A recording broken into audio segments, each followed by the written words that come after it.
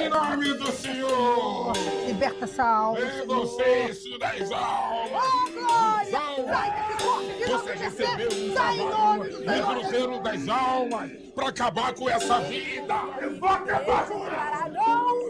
Ele é o meu Deus, o meu refúgio, a minha fortaleza, nele confiarei, porque ele te livrará do lago e do passarinheiro da aceita, glória, É com Maria, Maria Padilha, rainha da igreja. A palavra do Senhor é a palavra do Senhor na cabeça Rei do inferno, glória maior em teu nome, Senhor. Ele tá liberto, tá liberto, tá liberto. Glória, glória, glória, glória, glória, glória. Glória. Bom, amém, pastor. Amém, pastor. Vamos trabalhar. Amém, Jesus. Amém, Jesus. Amém, Jesus. Tá bem, meu Senhor? Aceita, Jesus. Amém. Aceita, Jesus. Aceita. No final dos anos 70, ao mesmo tempo que surgiu o MNU, o Movimento Negro Unificado, emergiu um novo tipo de igreja cristã que fazia do apagamento e da demonização das religiões negras uma estratégia de crescimento. Aceita Jesus. A perseguição sofrida por elas desde os tempos de colônia, que parecia estar se esvaziando ao longo do século XX, passou a contar com um novo inimigo.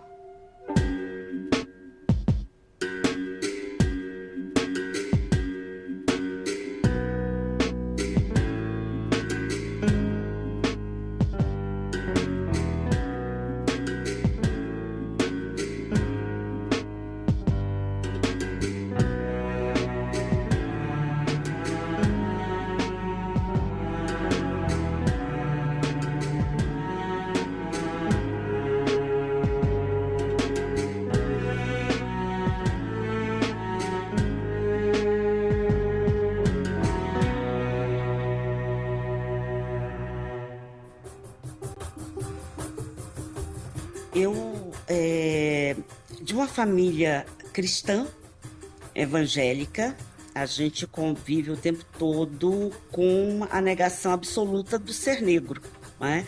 Então, convivo na infância com coisas do tipo, olha, pessoas amorosas se dirigindo a meu pai, que era uma grande liderança da igreja, e dizendo, eu estava muito preocupada porque disseram que preto não entra no céu, mas aí me disseram que só entra a alma branquinha. Aquilo tudo era muito dolorido, mas eu não compreendia onde é que estava o problema, né? O meu ato maior de rebeldia em relação ao cristianismo, em relação à igreja, se deu já na adolescência, quando numa pregação a pessoa diz que Deus é tão bom que ele não liga para a cor das pessoas, ele não liga para os defeitos das pessoas, não é? Ele inclui todas as pessoas, inclusive estas, né? Aquilo calou fundo em mim e aí foi meu ato de rebelião, digamos, em relação ao cristianismo.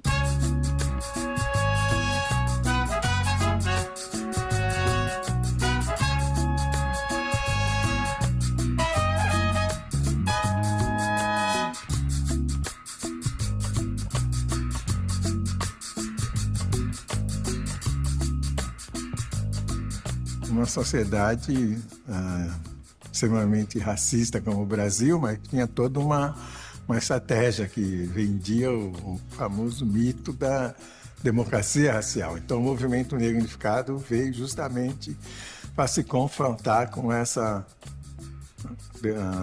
mito, derrubar esse mito. Esse, na verdade, é o meu objetivo. E, logicamente, foi criado depois de muita discussão, né? A gente tinha grupos em meados de 70 que faziam trabalhos, discutiam a questão do negro.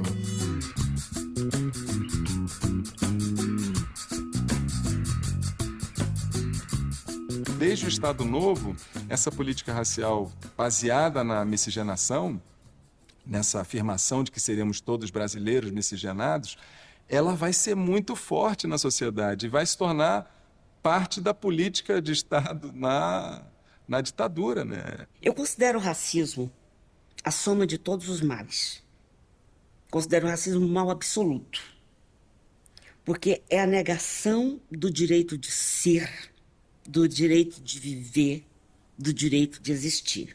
Se antes nós podíamos ter, até com uma certa tranquilidade, alguns nichos de vivência nossa, esses nichos hoje estão sendo atacados de maneira extremamente violenta. É o caso, por exemplo, das casas tradicionais de matriz africana, os chamados terreiros, que de maneira equivocada foi limitada ao que é chamado de religião, mas não correspondem ao que é religião. São espaços de reprodução de conhecimentos, de vivências, de idioma, de indumentária, de culinária, de valores civilizatórios. São pequenas Áfricas.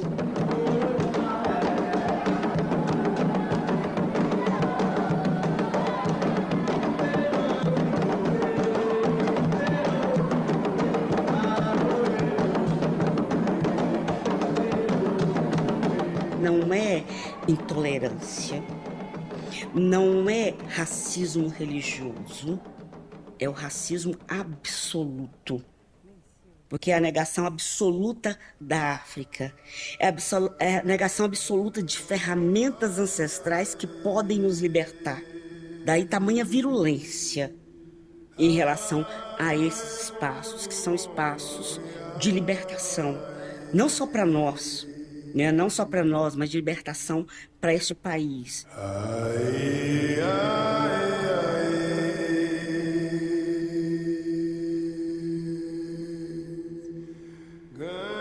O MNU surge como uma tentativa de unificar a luta antirracista, né?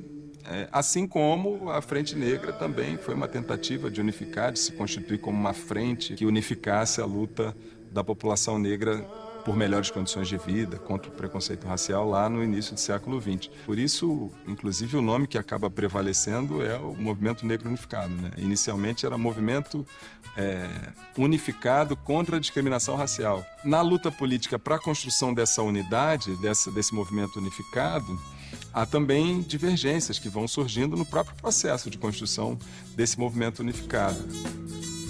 Nós chamamos de grupo Decisão. Eu, Rafael Pinto, né? Tinha discussão que era com todo mundo, mas tinha discussão nossa à parte, intervenções à parte. Eu entrei na Universidade de São Paulo em 73, o Rafael Pinto entrou em 74, e começamos a ter contatos com organizações de esquerda, né? E nós somos da Liga Operária, 74 a 76, uma organização de linha trotskista. Em 76 nós rompemos, né? Saímos fora, porque sentimos que eles não estavam a fim de aprofundar a discussão sobre a questão do negro e tal, porque, infelizmente, mesmo a esquerda tem os integrantes da esquerda têm o racismo introjetado em suas cabeças. Que muita gente hoje chama de supremacia branca, era evidente nas relações de poder, nas relações estabelecidas em sociedade. A Lei de Segurança Nacional, logo depois do AI-5, né, do início de 1969, fala que a incitação ao racismo seria punível com aprisionamento. A pessoa podia ser presa por falar de racismo no Brasil.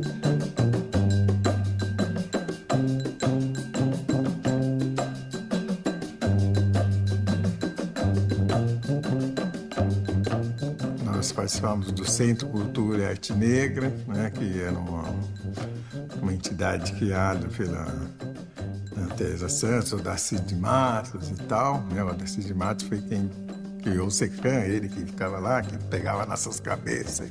Eu, Rafael Pinto, nós tínhamos um grupo, nós fazíamos discussões com os negros velhos que tinham sido da Frente Negra Brasileira, né? José Correia Leite, Henrique Cunha, Jaime Aguiar, né? A gente tinha discussões sistemáticas com eles. Tinha um período que a gente se reunia quase toda semana com o Florestan Fernandes, né? Fazendo discussões, e que foi importante, porque, por exemplo, a integração do negro na sociedade de classe é um ponto de vista do branco sobre o negro, né? E, a partir daí, nós fazíamos discussões sistemáticas com o Florestan Fernandes que mudou os outros livros que criou, era uma outra visão. Toda a minha infância e adolescência marcada pela dor silenciosa do convívio com o racismo, mas sem compreender, sem identificar as práticas de violência do racismo.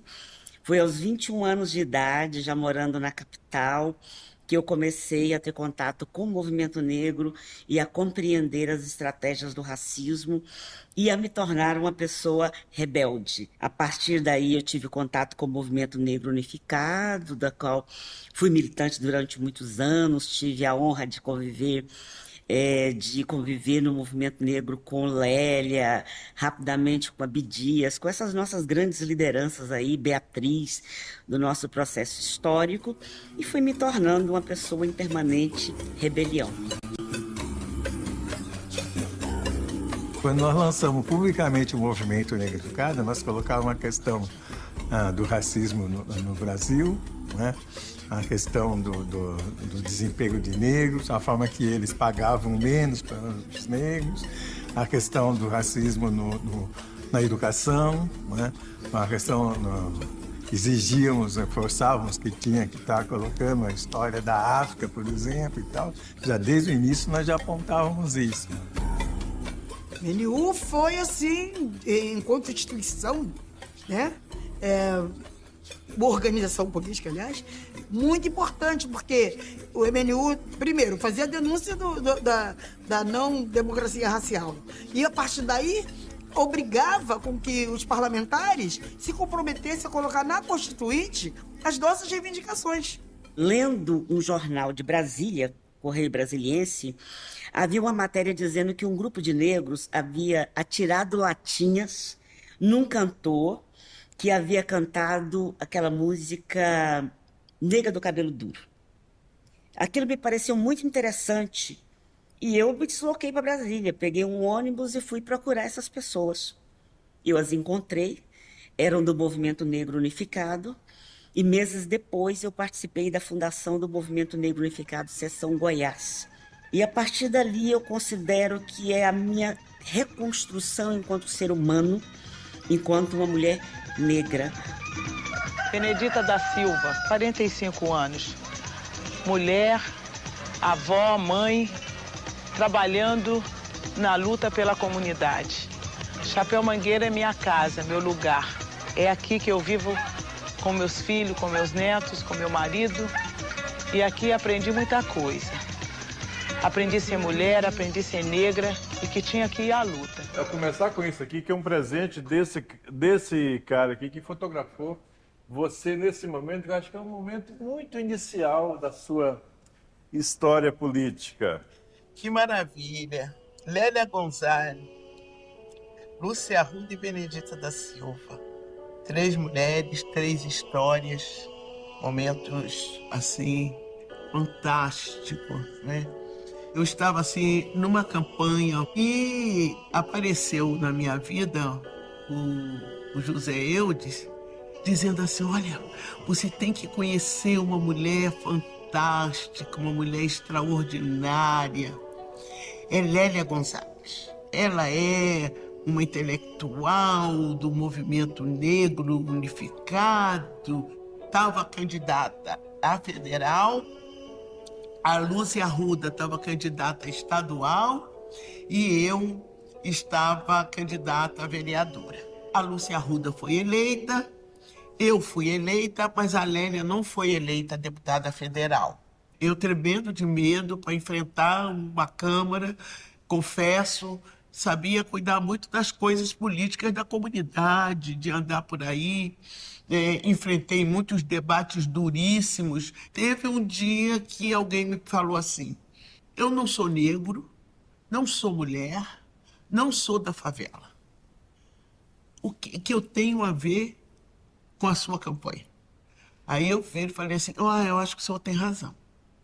O senhor não é mulher, não é negro, né? Não mora no morro, mas onde mora esse moço que está servindo café pra gente aqui? E aquela moça que eu tô vendo lá na copa ali, sentada. eu tenho muito a ver com eles e eles comigo. Sabia que até tantas horas da noite não tem ônibus para as pessoas irem para casa, e às vezes a gente faz essas reuniões, eu fico preocupada com o horário de terminar, só porque eu sei que eles vão ter dificuldade para chegar em casa. Bom, em nome deles, eu te peço meu voto. Traidor da Constituição é traidor da pátria. Já conhecemos o caminho maldito. Rasgar a Constituição, trancar as portas do Parlamento, garrotear a liberdade, mandar os patriotas para a cadeia, o exílio e o cemitério. Essa foi a Constituinte Cidadã, né, com maior participação popular possível, né? E quando eu ouvi o tempo todo, né, que existia povo, que tinha povo, eu falava, bom, se tinha povo, tinha pessoas negras, né? O que a gente conhece como movimento negro contemporâneo se reorganiza ali no fim da ditadura, e, portanto, né, a gente até tem um marco, né, que o Movimento Negro Unificado surge no ano de 78. Então, esse movimento chega nesse processo histórico bastante organizado mesmo, em termos de demandas, em termos de organização política autônoma mesmo, mas também dentro dos partidos, né? Preciso lembrar que em 79 a gente tem a volta do pluripartidarismo e ali você tem muitos ativistas entrando nos partidos mesmo, pautando esse tema também, né? Então, há uma efervescência ali interessante de institucionalização ou de olhar para o Estado e dizer o Estado é responsável pelas desigualdades. Né?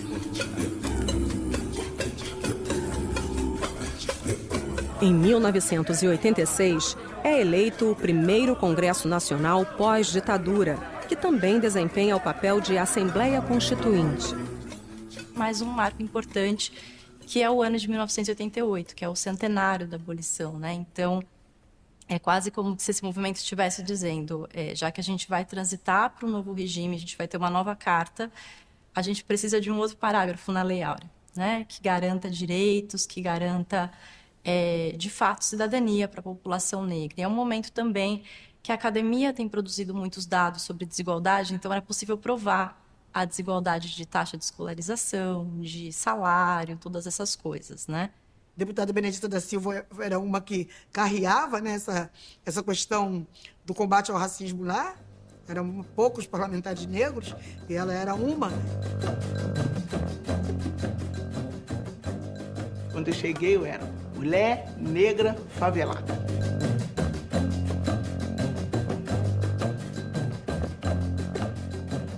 E ela conseguia trazer para o plenário, para as discussões. Então, em 88, a gente tem umas conquistas, né? Consegue ter umas conquistas também. Poucas, digamos assim, poucas. Mas, pelo menos, na Constituinte de 88, tem um reconhecimento do racismo. E aqui, então, a gente tem alguns atores, né, que são muito relevantes, principalmente aqueles que resolvem entrar para a política institucional, se candidatando, entendendo que o momento constituinte também era o momento de eleger pessoas negras, senão a gente não conseguiria garantir que esse texto iria incorporar, de fato, essas demandas. Então, a candidatura, né, e a vitória de 4 parlamentares negros são muito fundamentais nesse processo, que é a Benedita da Silva, o Carlos Alberto Caó, o Edmilson Valentim e o Paulo Paim. A abolição se apresenta como uma obra inacabada, como uma obra incompleta e até mesmo historicamente frustrada. Queremos proclamar a nossa abolição. Não é ódio, nem rancor, apenas um grito de liberdade. Que são, então, parlamentares e que são muito relevantes para que, quando a Constituinte deixa de ser popular, né, com ampla participação da sociedade civil, eles consigam tentar manter, né, o que chegou de sociedade civil nesse processo. Então, há vários encontros nacionais para se pensar o que a gente vai levar, né, como uma demanda do movimento negro para esse processo, que vai ser, de alguma forma, participativo. Eu me lembro que quando nós íamos discutir nossas pautas prioritárias para a Constituinte, nós não tínhamos pauta prioritária, não é? Todo o processo de diálogo do negro e a Constituição deu num calhamaço imenso de documentos. não haviam demandas específicas para a população negra, mas demandas que tinham a ver, em certa medida, em como a desigualdade se apresenta no Brasil, né? Então, por exemplo, havia ali uma demanda por unificação de polícia civil e militar, né? Cursos de treinamento para que essas polícias tivessem uma atuação mais humanizada. Havia ali demanda por descriminalização do aborto, mas também um pedido de que o Estado não controlasse os corpos das mulheres, porque a gente sabia que nessa época eram comuns, né, as esterilizações de mulheres pobres, a titulação de terras, né, de pessoas que... o quilombola, né, essa pessoa que é herdeira desse território e o seu direito de possuí-lo. Havia ali questões específicas sobre educação, a criminalização do racismo, entendendo que a lei que a gente tinha até ali, né, que era a Lei Afonso Arinos, esse movimento entendia como ineficaz, porque a gente não tem histórico, né, de uma pessoa que tenha sido responsabilizada por crime de racismo no Brasil. Então, inscrever e da forma mais grave, né, como inafiançável, imprescritível, também era um pedido fundamental.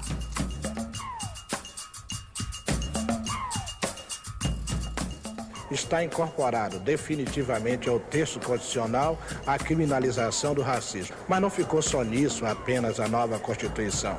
Ela estabelece que o ensino de história, em todos os níveis, deverá levar em conta a contribuição das diversas etnias e culturas para a formação do povo brasileiro. E o que é muito interessante é que se hoje, né, a gente ainda lida, né, em certa medida, com uma ideia, né, do país como uma democracia racial, enfim, que o racismo é algo episódico, muito pessoal.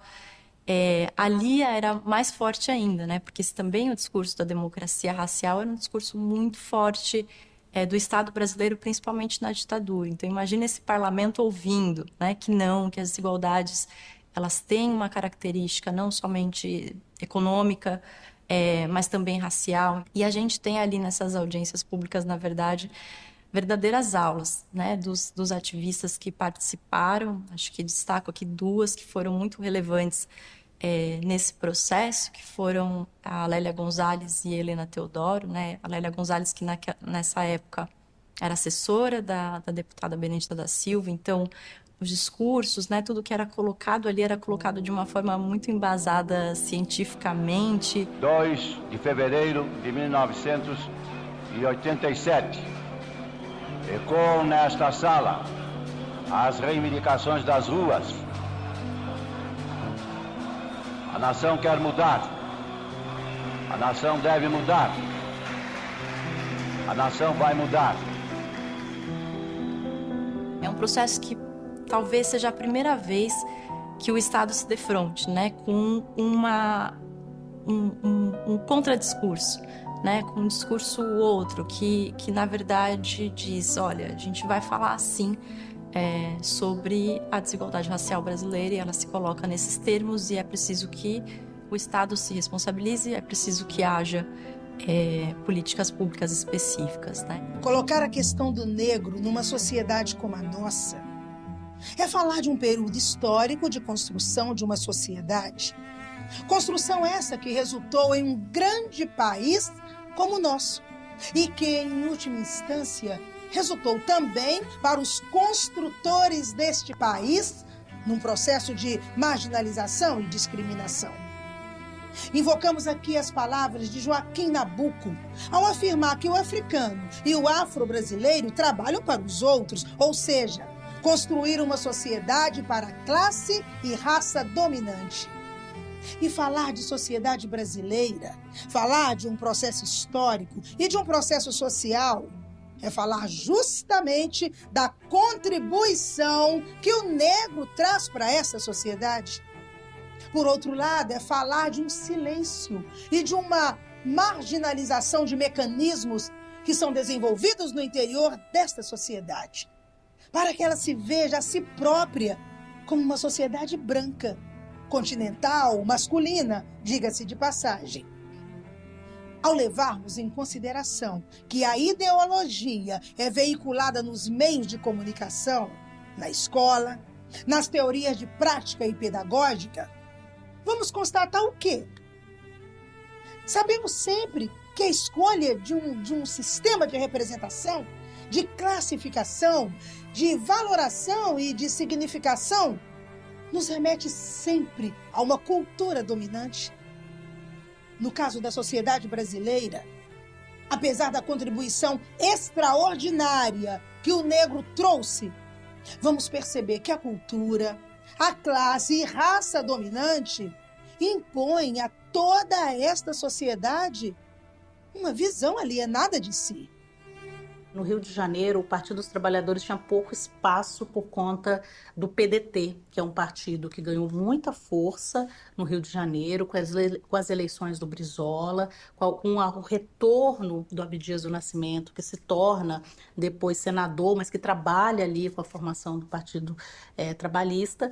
E aí a Lélia Gonzalez se decepciona um pouco com o Partido dos Trabalhadores e se engaja no PDT. Então ela se articula no PDT, inclusive sai candidata em 86 também, e aí já é o processo constituinte, né? A partir de 1986, você já tem uma eleição para indicar, né, para os nossos representantes para a Constituinte. Eu tenho muitas lembranças lindas de Lélia na década da mulher. Nós tivemos na China, tivemos na África do Sul, tivemos em Côte d'Ivoire, tivemos em vários coisas, e Senegal. Senegal foi aonde a Lélia me levou para conhecer aquela... Era um encontro, né, de intelectuais negros. Aí ela me fez conhecer ali várias figuras. Ela foi minha assessora na Câmara de Vereadores, e me assessorou na Constituinte. Aliás, nós tivemos na Constituinte, nós fizemos tipo assim uma Assembleia Permanente Nacional. O movimento negro a nível nacional, nos seus estados, reunia, né, ali eles demandavam alguma coisa, a gente levava para o parlamento e ali debatia, ali discutia.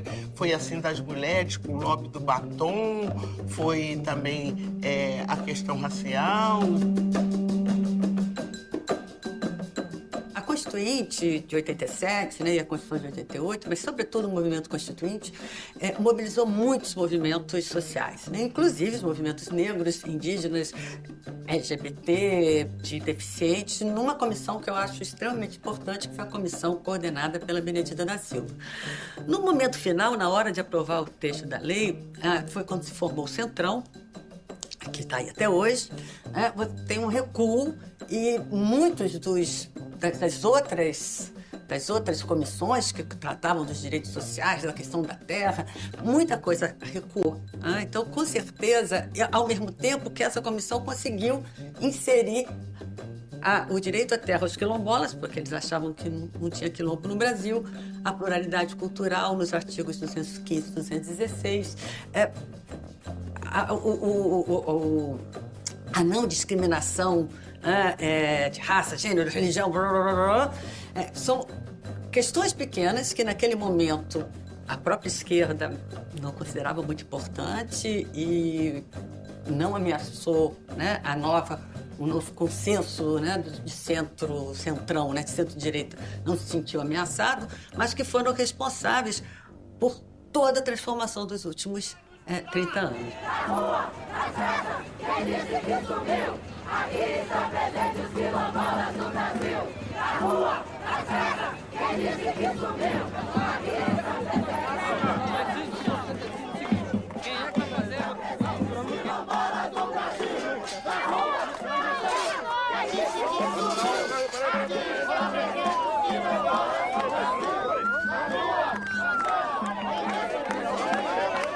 estão presentes os quilombolas no Brasil.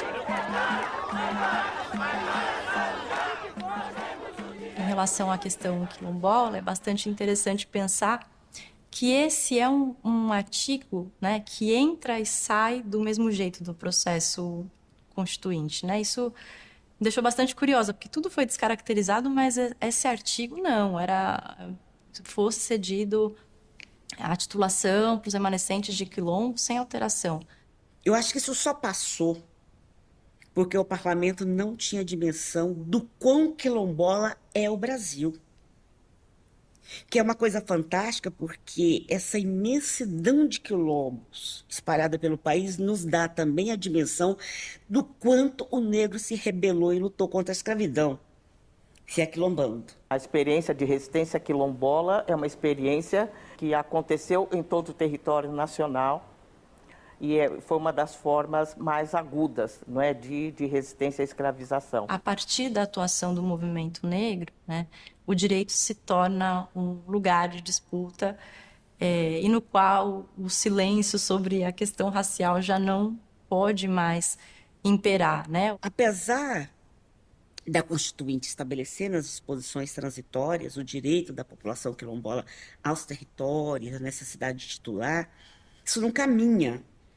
Isso não caminha porque a gente está mexendo com um dos núcleos duros da desigualdade, da concentração de poder e riqueza no Brasil, que é exatamente a questão da terra, né? Se a gente se lembrar, pouco antes da Lei Áurea, o Brasil percebendo, o governo percebendo que a quantidade de pessoas negras libertas estava crescendo e ocupando terras.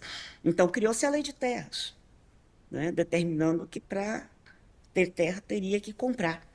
Né? E aí você tem um processo burocrático complexo de regulamentação das terras quilombolas. Eu acho que faz algum sentido, até para que não reste dúvida. Mas quando você tem a autodeclaração dessas comunidades quilombolas, a luta delas pelo reconhecimento pela Fundação Cultural Palmares, pela certificação, a luta pela titulação e a luta pelo direito de manutenção da terra, nós estamos muito atrasadas nesse país.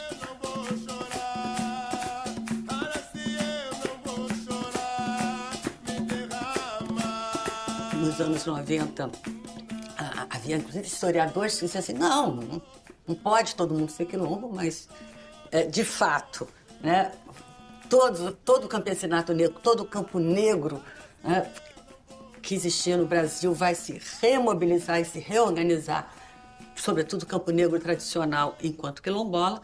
O movimento indígena vai se empoderar, o movimento LGBT via judiciário, ele vai ter os seus direitos reconhecidos em função também dos direitos constitucionais. Então, aquela pequena comissão que todo mundo dizia, quase, eu vi pessoas de esquerda que riam dela, era todo o resto. Ela fez a ideia da revolução dos direitos, né, dos últimos 30 anos, do rompimento do sentido colonial da nossa sociedade, que reage agora de uma maneira reacionária, mas é uma reação a efetivamente um processo de inclusão que eu acho que teve muito a ver com a potência daquela pequena comissão coordenada pela valorosa Benedita. E é um processo muito revolucionário, porque se você tem uma Constituição que prevê a existência de propriedade privada e de propriedade pública, você tem um povo dizendo, não, nossa propriedade é coletiva. E eu acho que nem a esquerda consegue ter a dimensão disso. Quilombo é uma história. Essa palavra tem uma história. Também tem uma tipologia de acordo com a região, de acordo com a época. O tempo. Sua relação com o seu território. É importante ver que hoje o Quilombo traz pra gente não mais o território geográfico, mas o território a nível de uma simbologia. Nós somos seres humanos. Nós temos direitos ao território, à terra. Várias e várias partes da minha história contam que eu tenho direito ao espaço que ocupo na nação. A terra é o meu quilombo. Meu espaço é o meu quilombo. Onde eu estou. Quando eu estou, eu sou. A Beatriz tem um olhar sobre realidades sociocomunitárias da população negra, né? Ela vai relacionar isso com uma perspectiva histórica do quilombo, que vem de Angola, como uma forma de sociabilidade negra, e vai usar o conceito para pensar o campesinato negro em Minas Gerais, sobretudo, que é a base de reflexão dela. Me parece que a concepção da Beatriz está muito na base do artigo 88 da Constituição, né, 68 da Constituição, que reconhece a terra aos remanescentes de quilombo, né, a ideia de um campo negro, né, de remanescentes dessa última geração de cativos, que tem uma gramática cultural própria, né, que é comunitária e, por isso, quilombola. Ela trabalhava aqui nesse prédio, né, na equipe do Cobra, não é? Assim, eu ouvi o nome dela, mas nunca a vi, né? Eu me aproximei muito mais da história dela quando ela foi assassinada em Botafogo, né, por um marido violento de uma amiga, né? Foi assim que eu ouvi falar em Beatriz Nascimento, assim, mais consistente. E a partir de Crioula nós fizemos várias ações, inclusive por justiça. Ela apoiou, ajudou uma amiga que estava sendo brutalizada por um ex-marido, né? E numa tarde em Botafogo, ela estava num bar, uma tarde em Botafogo, esse ex-marido dessa amiga passou e disse que ia voltar para matá-la. Ela não levou a sério, né? Não ia acreditar que uma coisa dessa acontecia numa tarde em Botafogo, né? Uma tarde, mas aí ele voltou e disparou a arma e assassinou Beatriz Nascimento, né? A partir daí é que eu fui conhecer um pouco mais da história dela.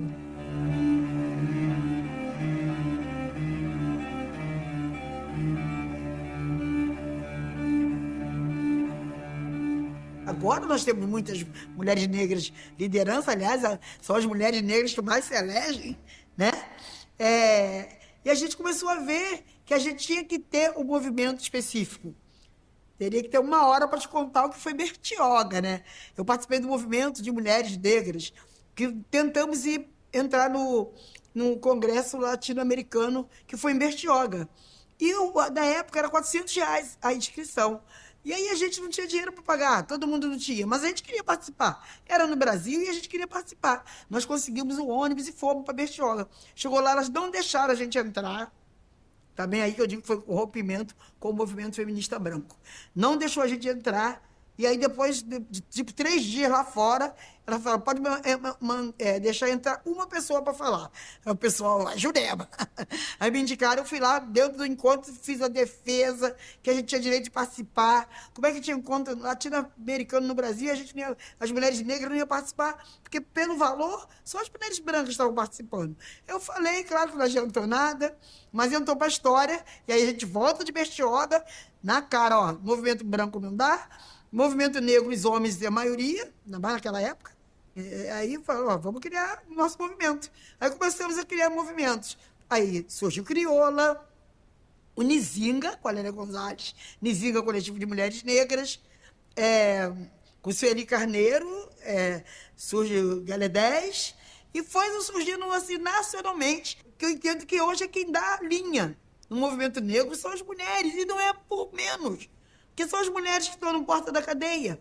Porque as mulheres que aparecem todo dia gritando que não tem comida na casa dela para dar para os filhos e para os netos. Quer dizer, na medida que a gente coloca que a gente realmente tem capacidade de se organizar enquanto grupo, como está sendo colocado aqui hoje, né? A posse do grupo, já ficou caracterizado o quê? Que nós temos poder de organização, sim. Os descendentes de africanos somos maioria nesse país. Chega de complexo de inferioridade. Chega de cabeça colonizada. Vamos à luta, companheiros, para que a exploração e a opressão terminem nesse país. Abaixo o racismo! Abaixo já! Abaixo o racismo! Abaixo já! Abaixo o racismo! Abaixo já! Abaixo o racismo! A característica importante, né, do movimento negro contemporâneo e da própria redemocratização é essa presença muito constante desse movimento nas ruas, né? Então, a gente tem marchas que são bastante constantes e que tem a ver também com uma nova interpretação da história, né, e das relações raciais, por exemplo, com o 20 de novembro, né, que é algo muito presente desde ali da década de 80, mas também grandes mobilizações, né? A Marcha de 88 foi uma coisa, assim, magnífica, que quebrou também várias situações, porque a gente começou a falar, isso que eu falo, né, cada vez mais para fora, não só entre nós militantes. Então, a Marcha de 88 foram feitos comitês em comunidades. A gente tinha comitê no Morro do Andaraí, no Morro do Chapéu Mangueira, no Morro do Salgueiro, no Morro da Formiga. E em todas as comunidades a gente criou um comitê para organização dos 100 anos de abolição, onde a gente dizia, 100 anos de abolição, nada mudou, vamos mudar. E aí a gente vem para Presidente Vargas, faz o ato, quando chega em frente ao Exército, o Exército veio e parou a gente, sabe? Com baioneta, com um aparato bélico, como se nós fôssemos inimigos da pátria.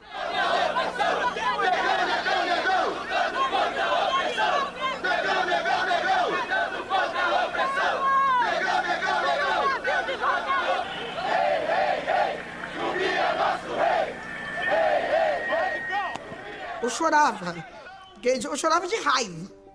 Falei, mas como é que pode ir? Porque eles falaram, até aqui vocês vêm, daqui pra cá vocês não passam.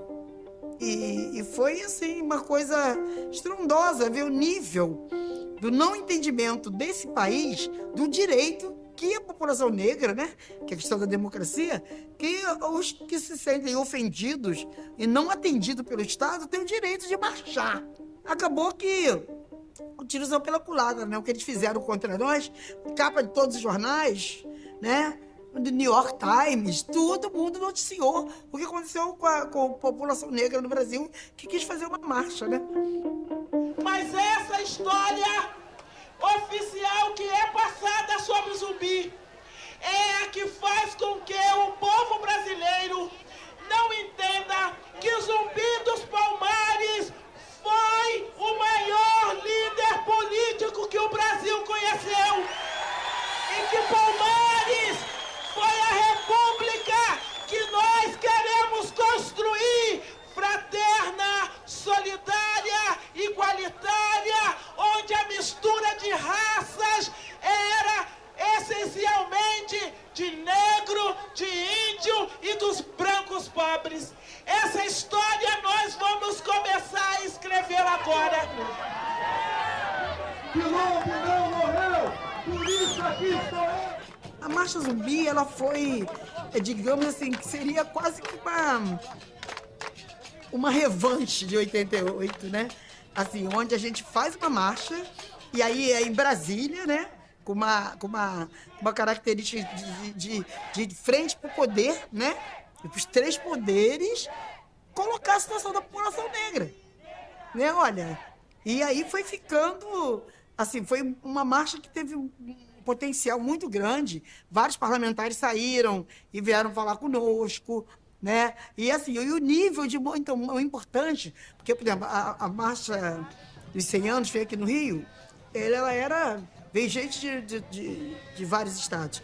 Mas a marcha de Brasília, aí era para o Brasil inteiro, né? Era para o Brasil inteiro. E aí você viu a cara do movimento negro. Eu quero te ver. Sabe, Nordeste, Sudeste, né? Estava todo mundo lá, irmanado, né? E falando palavras de ordem muito fortes, né?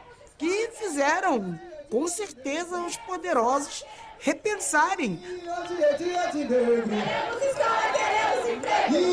Hoje é dia de negro. Queremos ter a mesma oportunidade, o mesmo direito à vida, o mesmo direito de ser feliz. Esse foi um ato, pela primeira vez na história do movimento negro, que foi unificado. um ato que foi construído por todas as forças que militam no movimento negro, por todas as entidades independentes. Isso teve reflexo político hoje na capital federal. E se poder é poder, negro também quer poder, cantando em alto tom. Negro também quer poder. E se poder é poder, negro também quer poder, cantando em alto tom. Participar da marcha Zumbi dos Palmares e todo o processo de mobilização e organização foi muito emocionante. Eu considero que foi um outro divisor de águas, assim como as discussões de 1988 foi um divisor de águas. Eu acho que a construção da marcha Zumbi dos Palmares foi um outro divisor de águas na nossa militância e na nossa vida.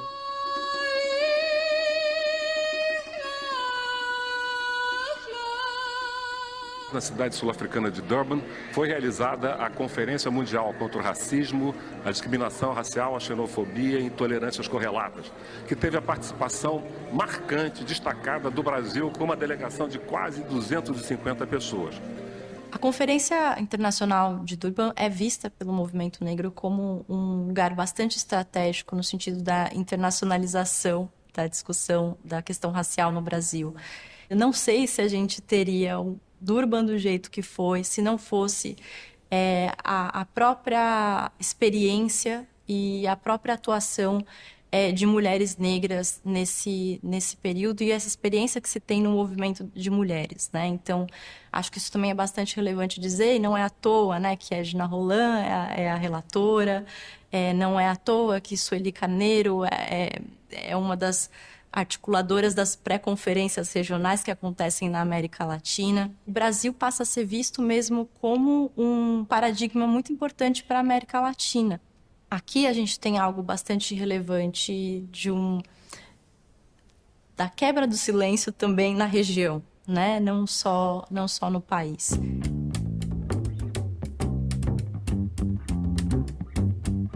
Quando eu venho para essa militância do movimento de mulheres negras, não é? Eu encontro pessoas que já falavam sobre isso, né? Eu encontro, a denúncia já estava feita. O que a gente pegou a minha fase, é a fase de consolidação da ruptura, percebe? Até ali, 70, 80, todo o debate estava do lado de fora do Estado contra o Estado. E quando eu chego a democracia racial, o discurso da democracia racial foi denunciado, foi quebrado. E o que a gente faz com isso? Aí, na minha geração, é o que a gente faz com isso. O que a gente faz com isso é buscar reverter no Estado brasileiro o arcabouço que ele criou de exclusão dessa, né? Confrontar por dentro do Estado, lá dentro do Estado, a tal das ferramentas da ética do silenciamento. Construindo protagonismo, estabelecendo protagonismo na esfera pública, outros protagonismos em que a voz das mulheres negras precisa ser uma voz coletiva em alto e bom som, e é uma voz coletiva em alto e bom som, porque a gente sempre teve as vozes de mulheres negras em momentos importantes colocados, mas a voz coletiva das mulheres negras, essa é a tarefa da minha geração.